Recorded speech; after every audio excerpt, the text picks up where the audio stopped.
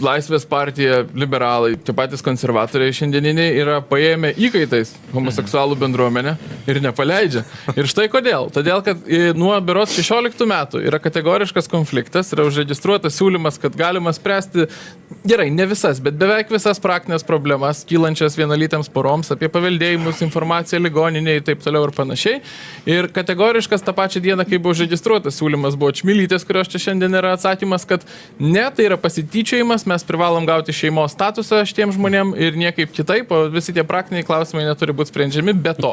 Ir va, ir čia viskas ar norim tos iš programos maksimum, tai yra sulyginti, iš pradžių šeimą, po to, kai paspaudė, visada pripažįsta, kad ir santuoką ir įsivaikinimą kartu su heteroseksualiom porom, ar vis dėlto yra prasmės, o jau 10 metų šitai vilkinama ir nedaroma tik todėl, kad liberalioji stovykla nenori, ar yra prasmės išspręsti praktinius klausimus, nepavadinant to šeimą.